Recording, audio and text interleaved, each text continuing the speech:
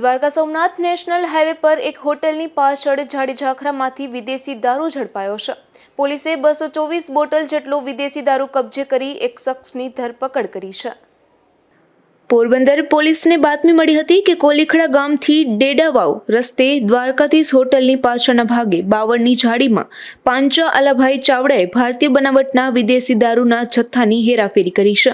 ત્યારે parole flow સ્ક્વોડે દરોડો પાડી આ જગ્યાથી ભારતીય બનાવટના વિદેશી દારૂના all season golden collection reserve whisky કંપનીની 750 ml ભરેલ બોટલ નંગ 140 તથા મેકડોવેલ્સ નંબર 1 ડિલક્સ વિસ્કી કંપનીની 750 ml ભરેલ બોટલ નંગ 84 એમ કુલ બોટલ નંગ 224 સાથે કોલીખડા ગામે દાડવા દાદાના મંદિરની બાજુમાં રહેતા પાંચા આલા ચાવડા નામના 24 વર્ષના ઈસમની ધરપકડ કરી હતી અને કુલ ₹89,600નો મુદ્દા માલ પણ કબજે કર્યો છે।